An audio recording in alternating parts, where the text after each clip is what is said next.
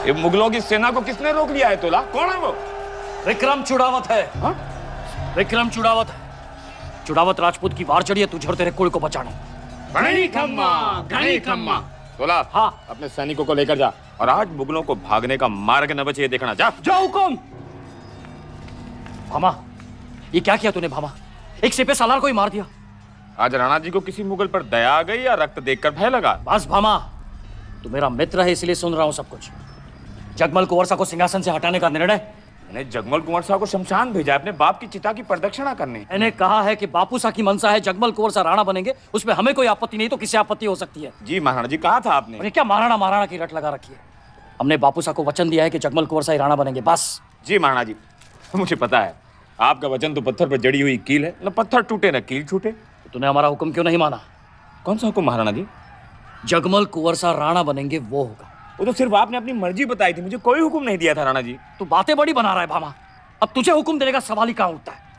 हाँ, मुझे हुक्म देने का सवाल ही नहीं उठता, और जब आपने मुझे हुक्म नहीं दिया तो हुक्म ना मानने का भी सवाल नहीं उठता। मतलब? दीवान जी ने आपका हुक्म मानने की कोशिश की थी, पर बेचारे के प्राण चले गए। दीवान जी रणवीर मर गए? हाँ राणा जी, वो मर गए। क्या? किसने मारा उन्हें? मैंने मारा महाराज। और क्यों मारा तुम? वो जगमल कुंवर साहब को राणा घोषित करने की कोशिश कर रहा था। सो हमारे ही हुक्म से कर रहा था वो भामा। पर राणा जी, आपने दीवान को न मारने का हुक्म नहीं दिया था। भामा भामा, तू हमारा मित्र ना होता ना तो हम इसे द्रोह मानते।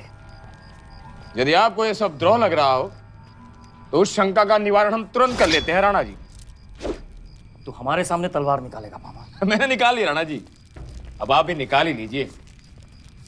सोच ले भामा। सोच लिया राणा जी, हम तो महाजन हैं, आप जैसे शूरवीर के साथ तलवार टकराने का सौभाग्य प्राप्त करना चाहते हैं। सौभाग्य?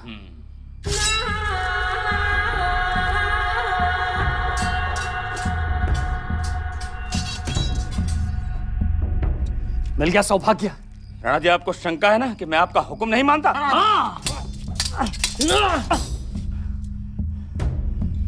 कुंभलगढ़ के दखनी तोपखाने के दीवार पर बैठकर आपने हुक्म दिया था कि चित्तौड़ की स्वतंत्रता के मार्ग में कोई भी आड़े आए उसका सर हम धड़ से उतार लेंगे।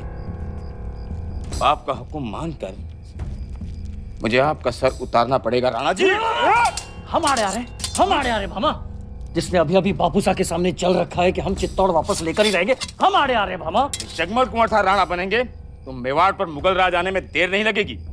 वो कैसे? भटियाणी रानी ने तेग बहादुर के साथ सौदा कर ही लिया था। हो ही नहीं सकता, भटियाणी भाई भी राजपूत है।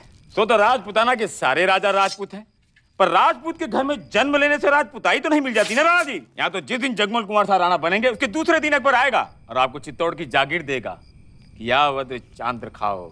और हम ऐसा होने देंगे? नहीं राणा जी, आप ऐसा होने नहीं देंगे, ये जानता था आपका सेवक, इसीलिए मैंने तेग बहादुर को यम सदन पहुंचाया।